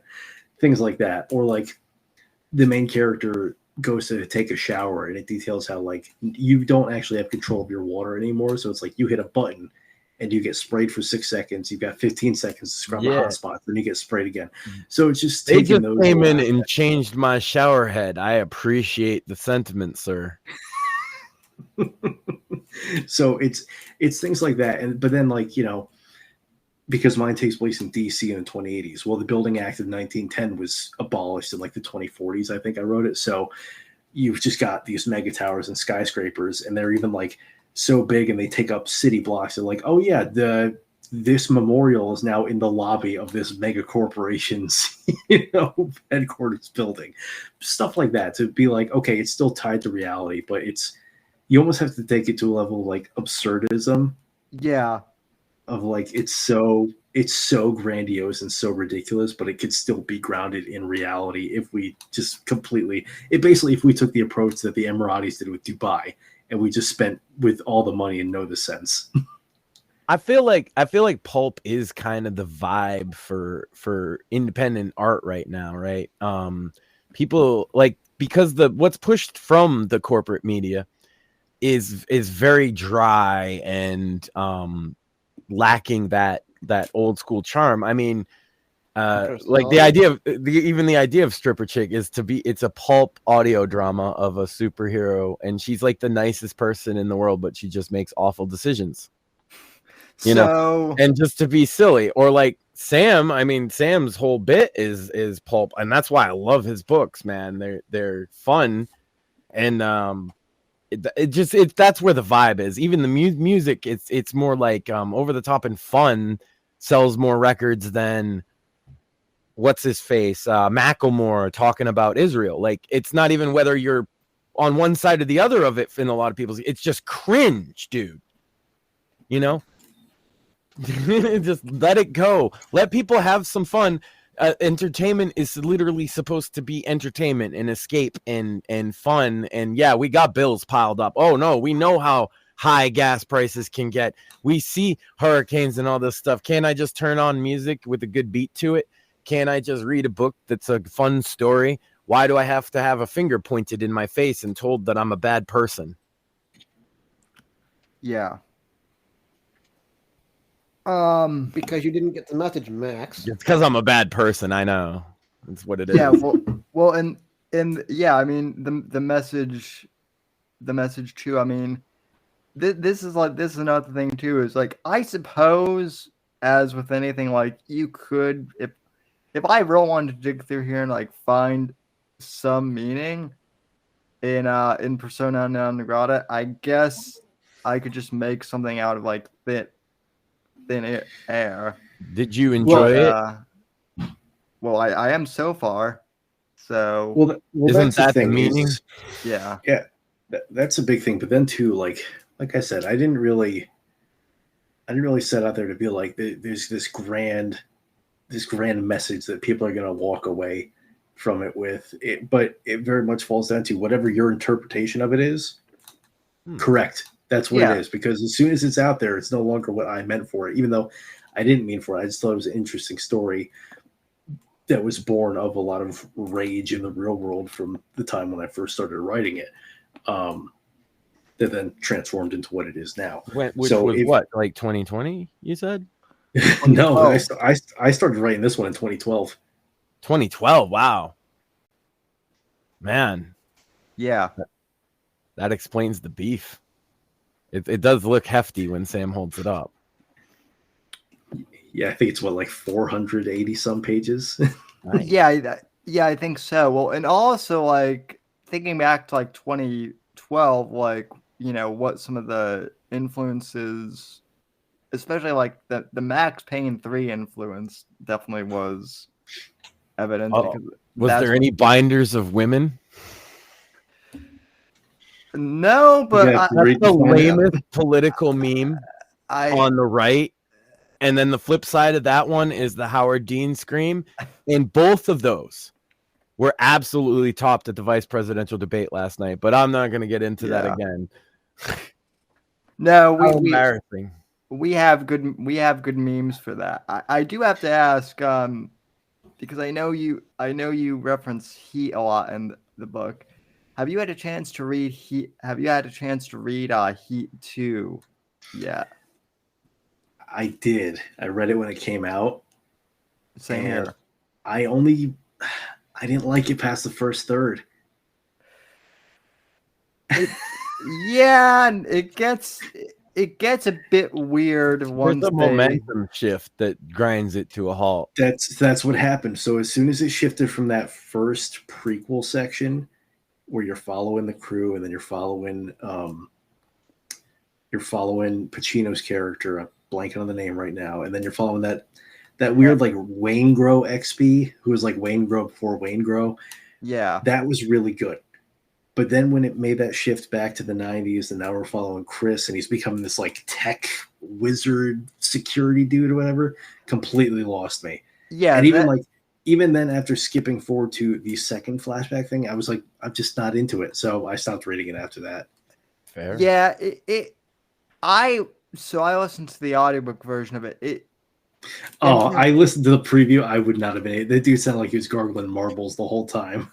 Well, the guy who does all the Lincoln Lawyer books for Michael Conley. So like I'm used to hearing his but yeah, I mean the problem with Heat 2 is it drags on a lot, like specifically towards the end because Michael Mann essentially like he makes Chris Chihuras like a cyber bank robber. Yeah, and I remember he was setting that up, and it was just like, this is so strange. Like it's a complete departure from where and also I didn't like the fact that Chris was basically like, "Yep, left my wife and kid behind," and that was sort of the end of it. Because like, let's not forget the line, like the sun rises and sets with her. Like that's not in line with the character that was. And I'm not trying to poo-poo Michael Mann and Heat 2 or anything, but I'm just you asked my opinion, so I'm going to give it. And so that also kind of took me out of it, especially because like we actually got the backstory of him with, I want to say her name was like Shirley or something like that. Yeah. We got that backstory as well in that initial prequel part. And so it was like really cool to sort of see the expansion and then to just be like, nope, threw it all away when he went down to Paraguay or whatever the hell. It was like, all right, like it didn't do it for me. And I say that as still a huge Michael Mann fan, if you can't tell from Persona non grata. The only thing the one thing I did like is that they make Vincent Hanna, that's Pacino's character name. That's it. Thank you. They do address in the book. They actually do address his cocaine use as a cop, which is funny. I liked it when it was more implied. I think it added to the character where it might be true, but it might not. He might just be fucking crazy. Well, that's Al Pacino in a nutshell. That's me, isn't it? I don't know if I like that they're going to. Supposedly, I've heard they're going to make a movie out of it, and I'm like, just please don't. Like, yeah, I'd rather he didn't have AI CGI fucking ancient guys. That'll be great. Like in The Irishman. Well, not even that. Like, as an Irishman, I disavow that film. Yeah. Well, I don't like. What's even worse is like they want to cast like Adam Driver as like Pacino, and then they basically want to what a strange cat. I mean, Adam Driver's a great actor, but what a strange casting choice for that character. Yeah, like they want to recast, and like none of the recasts I've seen like even make sense. And I mean, I'm sorry that like They should have just gone with Morgan Freeman. In I fact, mean, for everybody, just replace the whole cast with Morgan Freeman. I mean, they might as well. It's probably as good that way as anything else Hollywood's gonna make about these days. Sam, I got a question for you to sort of loop back to your question. Sure. Your question to me. So far from what you've read from Persona to Grata, and try to keep it as spoiler free as you can. What if you were to say there was a meaning behind the story? What have you taken away from it so far? If you're gonna, I mean, it's the age-old thing of if you're going to head out for revenge, dig two graves, pretty much. Which is interesting because that's kind of what I'm working on. I'm actually writing a cop, kind of like a mafia thriller myself. All right. At the moment as well. And I can share a little bit more about that. So my main character is actually like a detective in this who is actually like biologically related to the mafia in New York.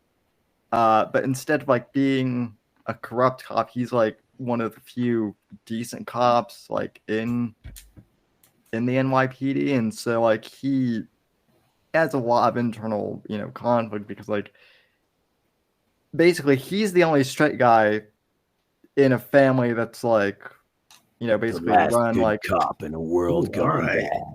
Run the so like what I'm trying to do right now is explore like brother versus brother and that whole theme pretty much, which is interesting, especially like I'm doing it as an anthology series. Very cool. Also, one of the short stories I wrote for the series is called Blood Ties, and it's like a horror murder mystery that and I kind of based off like a true crime podcast I actually heard. I know Max is a friend of the show. He goes, his name is Satanic. Andre Sherm is his real name. He did a true crime podcast, and I've known this guy for a long time, and I didn't even know the full story that his mother was murdered when he was small, and because she was a sex worker, the case was very much tossed in the bin because it was the 80s and the golden age of serial killers, which is an awful thing to say, obviously. And so her name, Jennifer Sherm, by the way, like that's been a big thing in taking back her name and identity.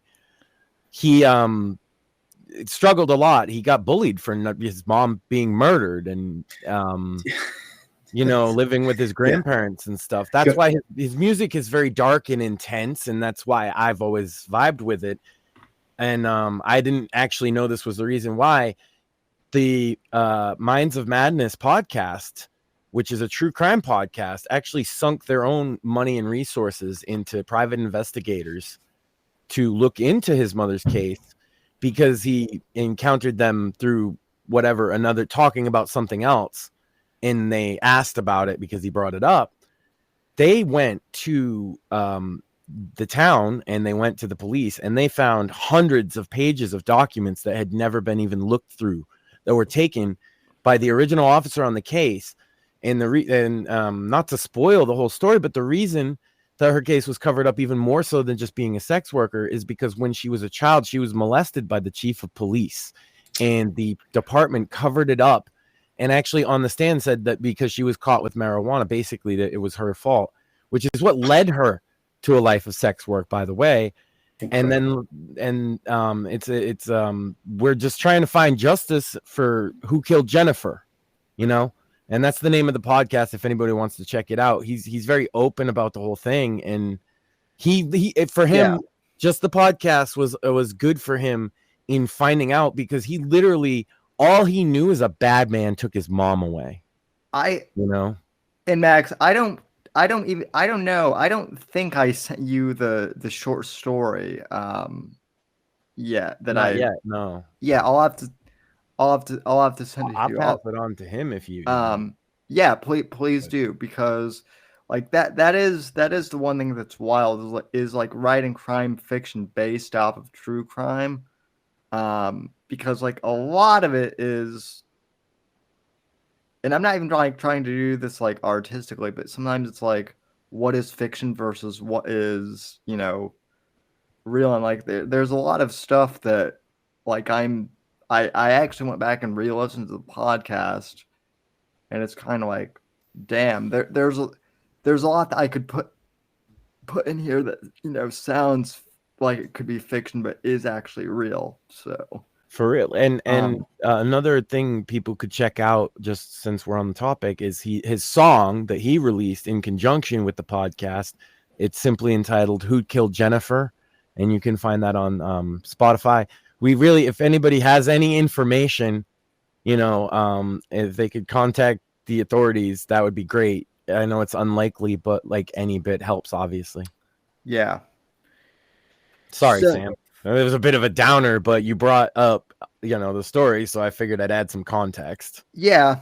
And that would be, so that would be very much appreciated if you go and check out his, satanic stuff as well. All the proceeds go to the funding of the investigation.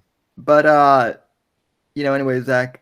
Also, you can check him out. He was on Discovery Channel on one of the UFO documentaries. Yeah. He's an interesting guy. That's why I want to have him on. I want to talk about UFO. Like, I know that was the big thing with the podcast and his mom, and that was rough, but he's also big into the disclosure community, I guess it's called.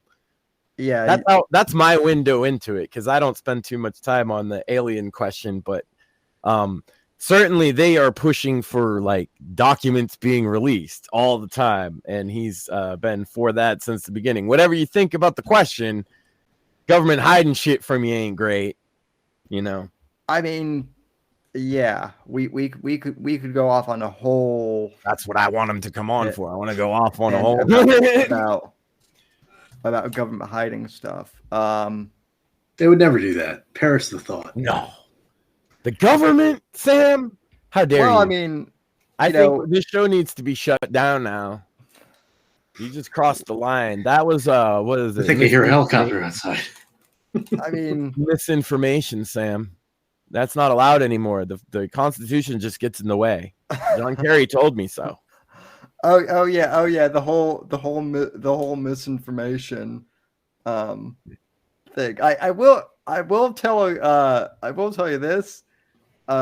Zach might get a strike from the Hawk to girl, because I may have made a joke that her promoting persona non grata would be helpful, since she's like the top person on Instagram or whatever. No, that's the thing. You got to lean into the meme of the name of it, because people get that with it. Well, I have a persona non grata too. Yeah.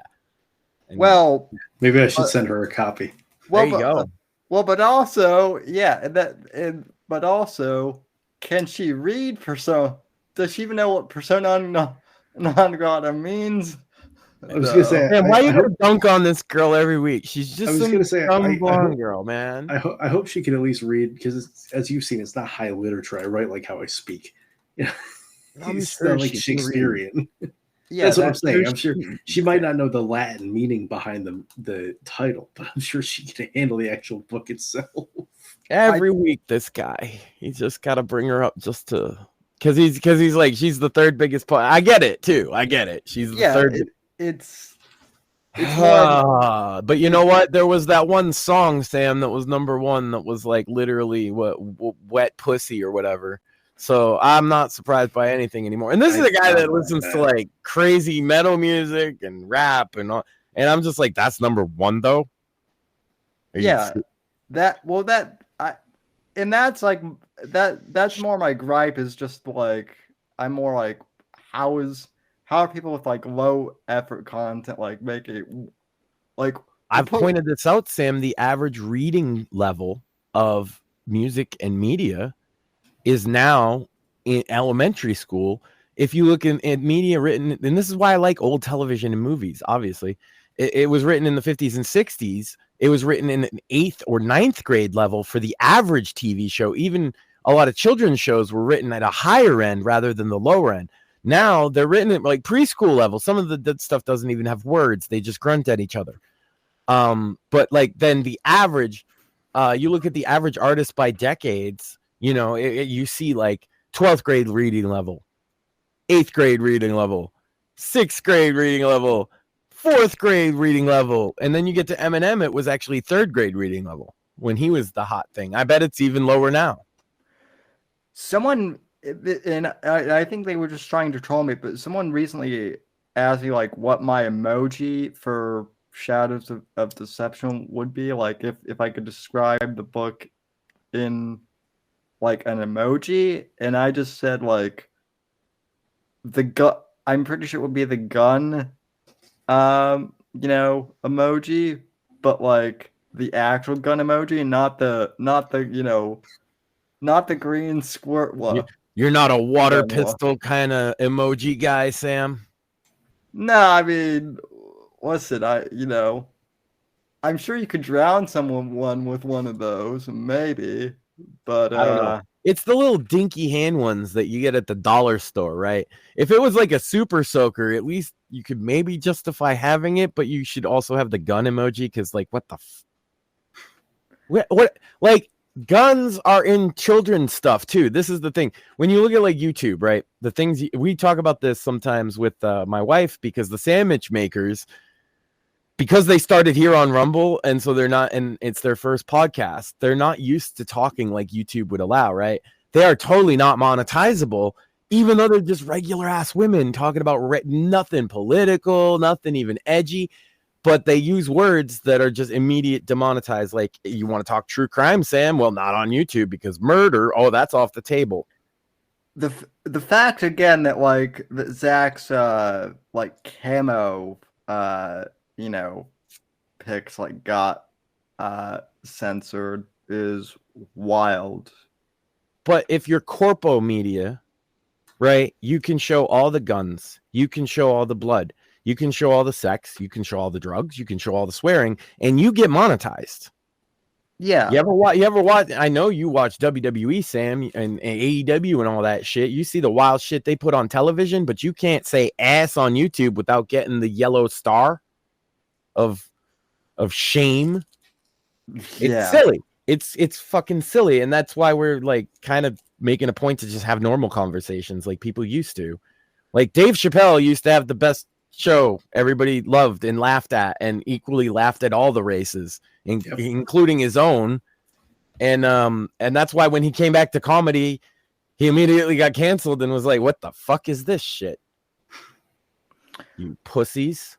What you know, we used to all laugh. You know, that was a thing we did about everything. And I think that was a much better mentality than what's going on now. At least everybody has. And that's the thing is the politics has to be intrusive into your life. It has to be all tribe, like you said, tribalism. It's a perfect word. It has to intrude so deeply into everybody's life that you shun even family members and friends over a simple disagreement about border policy. As ridiculous as that sounds, that happens all over America right now. Absolutely. It's absolutely wild. Yeah, or even like or even gender, like this is the other thing that basic human biology is now a divisive issue. Yeah, or you know, like one of the other things is like you know, like, well, why don't you have enough, you know, why don't you have more, you know, woman characters in your books? That's something I got like asked, and I'm but like, then well, if you do that, right, they'll say you don't know how to write women characters because you're a fucking male chauvinist, pig, anti-feminist, patriarchal, evil old Sam here. Where's your wheelchair protagonist?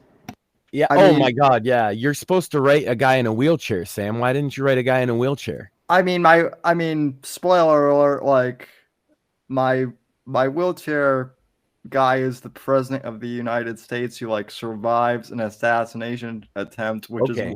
But who's your protagonist? Is he diverse at all? No, he's a white guy. He's a white guy. My Zach... straight, Sam. What are you doing? He's not disabled.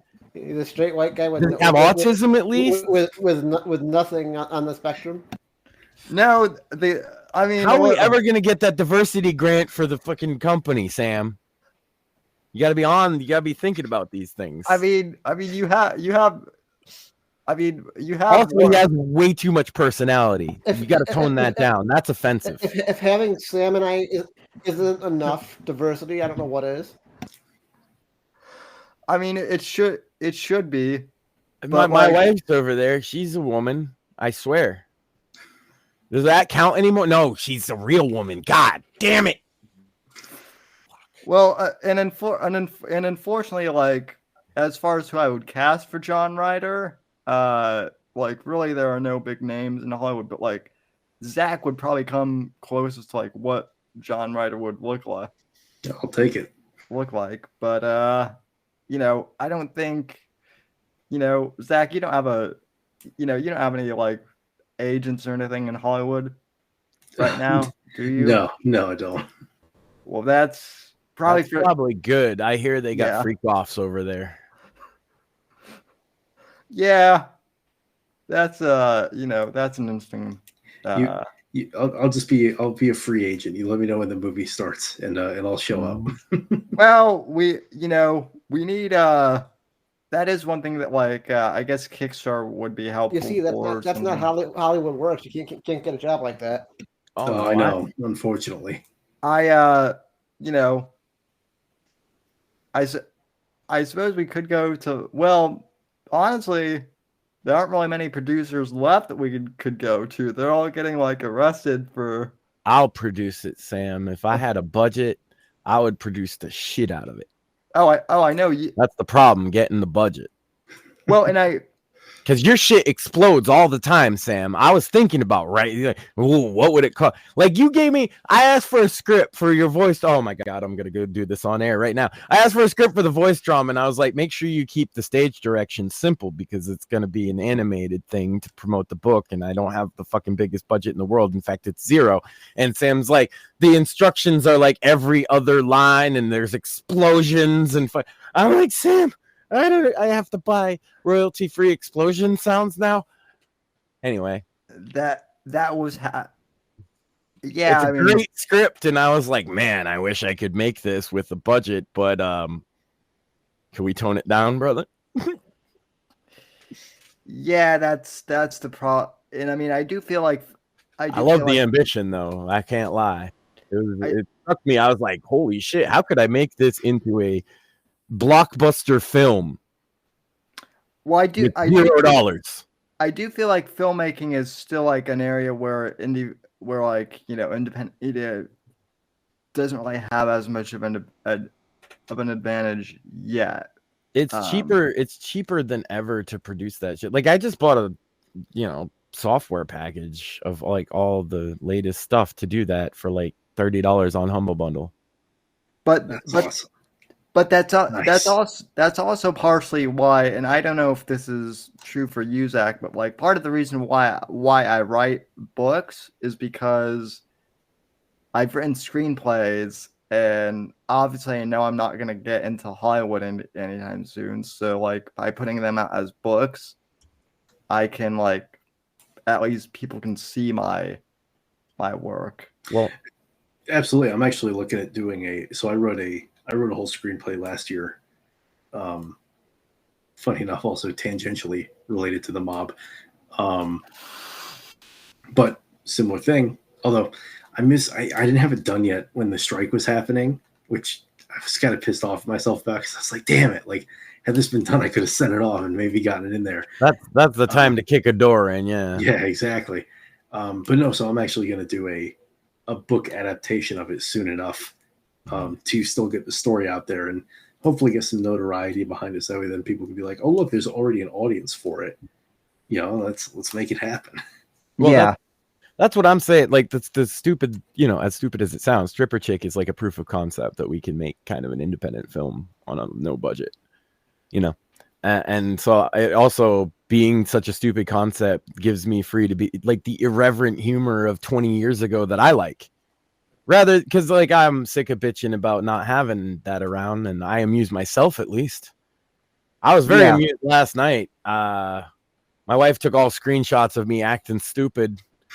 Now they're on Twitter. Yeah. Good time, Sam.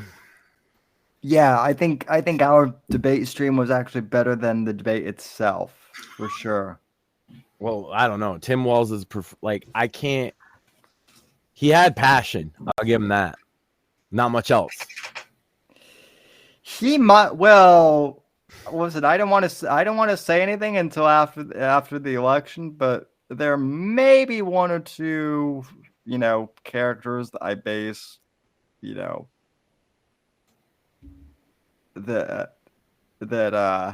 get based off of certain presidential candidates right now. I'll let the audience decide, in what context I'm talking about. But and speaking of vague allusions to stuff, it's a great time to make sure our guests, do you have anything else to promote besides obviously Persona Non Grata, which they should and can buy at Amazon? Yes.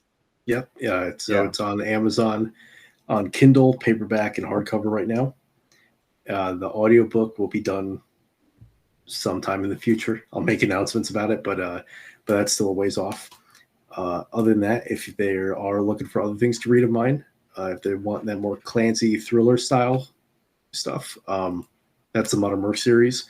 Starts with Deception, if they want to read that, or if they want to have that old school late 70s, early 80s sci-fi sort of slow burn, very much inspired by Alien, The Thing, Occupant, the first book in the Hostile Universe series. Oh, you mean them? By them, you mean me? You just yeah. There you go. Look at that. It inadvertently wrote to my audience again. Well, and also, haven't you written like an Aliens fan fiction or something? That's true. Yeah. So I wrote a book that I wanted to try to get picked up as a lateral sequel to Alien Covenant. That is very much written as an homage to Aliens, where it follows a company of colonial Marines who get sent down to the planet from Covenant, and then things go off the rails. So I finished writing that, and I wrote that between February and May of 2022, and then I sent it off to Titan Publishing to try to get it picked up a bunch of times, and they never got back to me. And then Alien Romulus came out this year, which I loved Alien Romulus. And because there was popularity with it, I was like, you know what? I'm just going to release it as a fan fiction. I'm still going to put it out there anyway. And so every Friday, I release it in batches of 5 chapters. I haven't seen. That's awesome. I have a big question, Sam, for that, because my wife, I even got her attention for this. So she's like friends with so many people that do fan My fiction. wife. And I just wanted to ask, like, if you went from transitioning from fan fiction to like writing your own material, what's the best advice you could give to somebody for that? That is a good question. That is a really good question. It's funny because I almost did the opposite. I wrote all my original stuff first, and then I wrote this, trying to get it picked up to be part of the canon. I think writing fan fiction is a great way to practice, especially getting sort of your voice, your prose. I would say down that these people actually, just to give a little context too, are popular with it. Like, a lot of people actually do read their fan fiction, as corny as it might seem to people. Oh, well, I mean, that's great because they've already got a built-in reader base. Yes. So that way they can just promote that. The biggest thing is just making sure that if there is any, there needs to be clear delineation between what is your fan fiction IPs, and like if you are publishing something, making sure that it is your own individual. Now you can do references and homages for days. There's no legal basis of getting hit for that. But yeah, just making sure there's that delineation. Yeah. We have a couple like fan fiction people that I'd like to clip and send that to, actually, because it's a thing that they struggle with. I point out, like, it's better just inherently because it's your own creation and nobody else can control it and take it away from you, which is the worst when you create a fan project and then the company that owns it says, no, you can't do this anymore. Yeah. Yeah. Well, I would have loved to have just packaged it and like sold it on Amazon for like 99 cents as like an unofficial, unapproved alien story, but I didn't feel like dealing with the potential legal ramifications. So fanfiction. Or you have to change so much to do it legally that it's not worth your time. It's funny. It's funny you mention that because I actually I don't even like have it. I don't even think I have like the initial like Word document, but like I actually, because I'm a huge Blade Runner fan. Nice. And I actually before 2049 came out, like I actually wrote like kind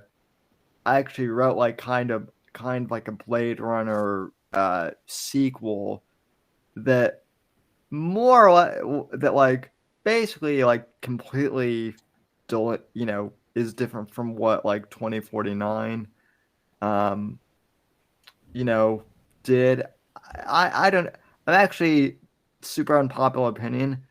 I don't hate 2049, but I don't think it's not like the amazing sequel that everyone says it is. And I don't even think Blade Runner needed a sequel. To be honest, it absolutely Rebel, get the pitchforks. It absolutely did not need a sequel, but I really like 2049. I am the rare guy that points out that I like the 90s adventure game, which is more of an expansion of the movie. They just remastered it on GOG. Yep, I was about to say that. So good, like for what you'd want as a fan of the original film. Obviously, it was made before the new one, so it's completely derivative of the film and not even the novel as much. But man, it hits all those right spots, especially the remaster with all the good audio. I used to have like a shitty audio card because I was a PC gamer back then. And the other thing I was gonna say on the topic of like the IP stuff, right, is as a producer, I started by using other people's material, like producing hip hop songs with other people's beats and making like clip compilations and stuff. So like everybody does that to some degree to learn in different trades, and there's nothing wrong with like starting with fanfic or something, but it's just you're playing such a dangerous game with one, you're so now attached to your world that you've built, which is separate from that IP but still part of it, and then two, some guy in a suit can just say no, now you owe us money, and it's like, and they're right, they're not wrong, you just kind of have to take that on the chin. And that's why I decided just to throw it out there on fanfiction.net.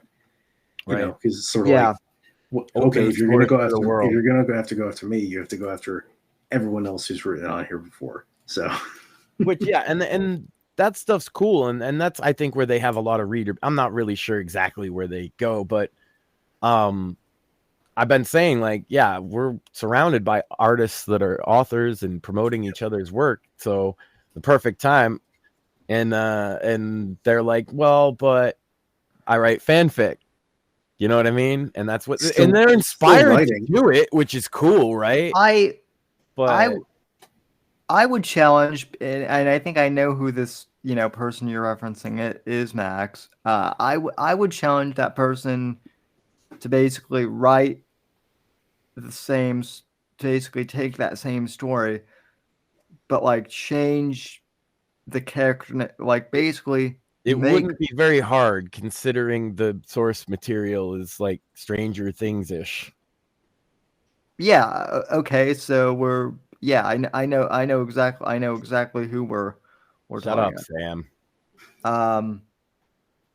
Yeah. Okay. It's Penn and Maxine. Yeah. Yeah. Mean to say it.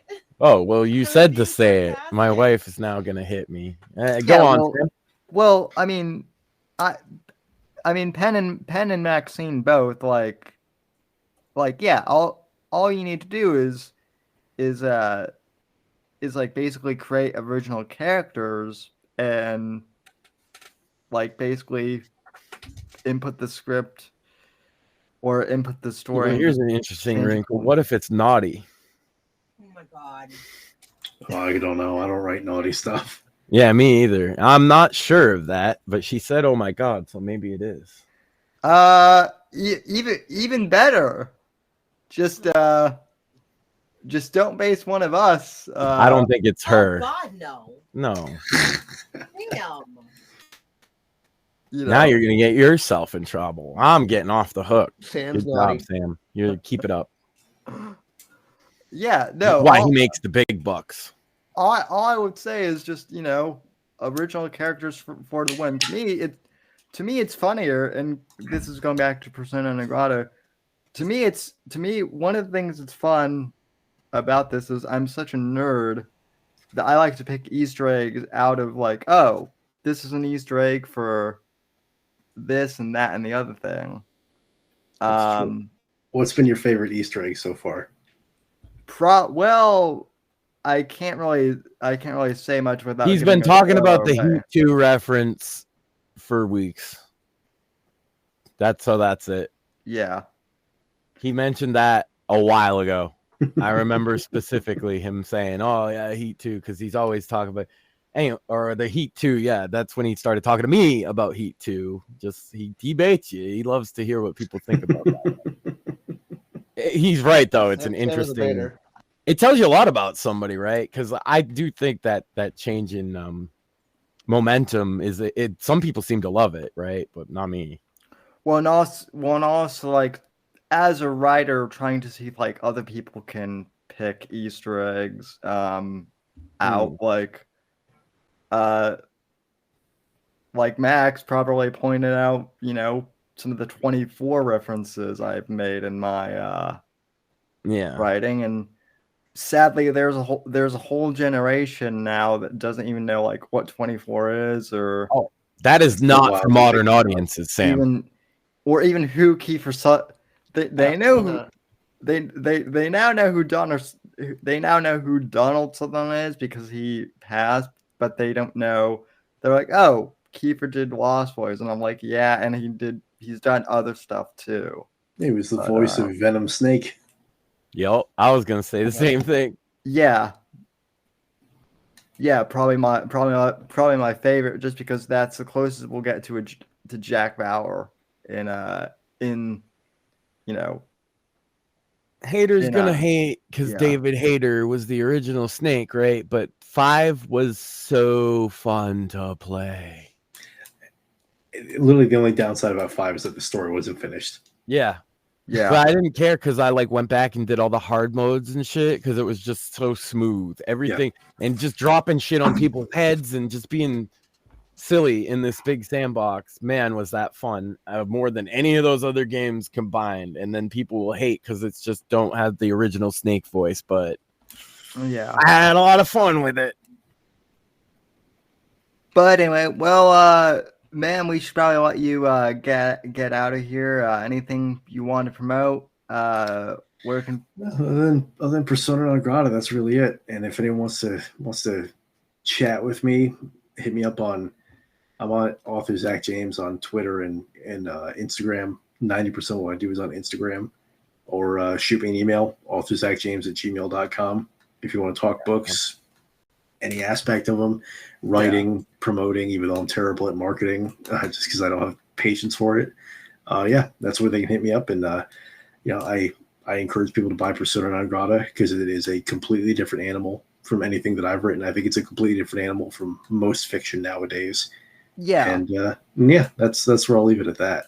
One thing I kind of want to promote on Zach's behalf, I'm not sure if it'll probably be out by the time people listen to this, if they're listening to this on archive, but I believe you'll be on Eric Bishop's podcast, A Tale of that's right. Scribes here soon. Love having him on.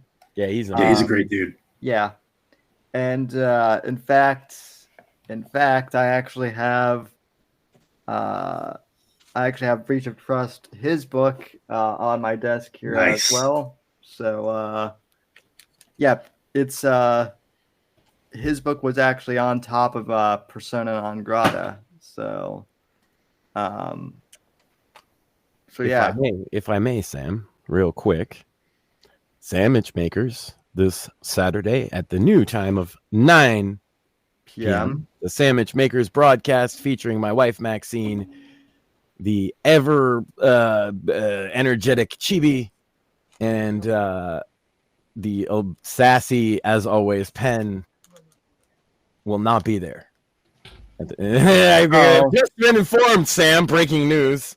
I was promoting something that's not. But Bits and Bones, Mort, are you still here? Yep, Bits and Bones tomorrow night at 9 p.m. EST. I just found a interesting article involving Tencent and Epic Games, and there's a couple other earlier in the week articles that are pretty interesting to me. Nice. And Grayson, and then for this show on Monday, since that's the pre-recorded show, Grayson Sullivan, who is a fan of Zach and my work both, he'll be coming on the podcast to discuss his Sword and Sorcery book, which honestly is like another pulp genre that doesn't get a lot of attention these days. There's a little more up my alley, to be honest. Like, I love the pulp thriller stuff, Sam, but you know me. I like a good Conan. I like a good Warhammer fantasy. I like a good grimdark where the heroes fight and then they still lose, but you fight anyway because you're the fucking hero. Why can't you? Modern movies suck. Because you're the fucking Sam. Hero and have a fucking set of morals to fight for. Damn it. Speaking of heroes, one more thing, Sam. I had one more promo. Tales from Maxine's Mortuary, as you know, will be debuting on Halloween. That is a thing for all things spooky with my wife Maxine, and the first guest will be, of course, longtime co-host of this show, Apex Gamma. So stay tuned for that. And we're also going to play some of these scary games with the girls and the guys, because everybody liked when you guys played like Quiplash and stuff.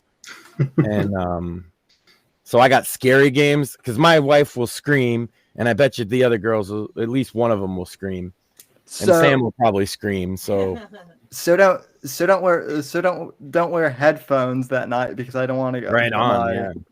And if you push more out of his wheelchair, I'll scream. Mort just screams anyway half the time. You've been quiet tonight, brother. Yeah. Computer issues. Well, and there's a clip on the Sandwich Makers Twitter. What is it? At Sandwich Makers? Yeah, just at Sandwich Makers. SAMMIC, like Sandwich. They're the Sandwich Makers broadcast. I get the pun. No pun. So, alrighty, folks. Well, thank you so much. I think that covers everything. Links are in the description on Rumble, and we will also link to Zach's author page on Spotify. So by the time people in podcast land hear this, hopefully you guys will be able to see Zach's page. Also, please, if you do buy Persona non Grata, or if you buy any of my books, please leave a review on Amazon. It really does help. Big time. Yeah. Just like this. Like, comment, subscribe, and make an account on Rumble, please. You always forget that one, Sam. So that's like the big one here. Your book one is to leave a review. Here it's make an account, please. Yeah. And so with all that in mind, good night. God bless. Gods of this great nation, and we'll see you on the next episode of the Whitfield Report. The right to offend is not some pesky little part of freedom of speech that we have to put up with. It is the heart and soul and lungs of freedom of speech. It is the coursing lifeblood of human progress. It is the instigator of liberty and modernity and science and understanding. What a laughing stock today's student leaders are, that they can so casually dismiss the right to be offensive without realizing that their lovely, enlightened lives are the gift of individuals who gave offense. Offensiveness is not just something we have to begrudgingly accept. Offensiveness is the motor of human progress. Thank you for watching the Whitfield Report live on the Right to Offend Media Network. make sure to check out Sam's books on Amazon, Audible, and Kindle. You can follow Sam on X at SamW_NGC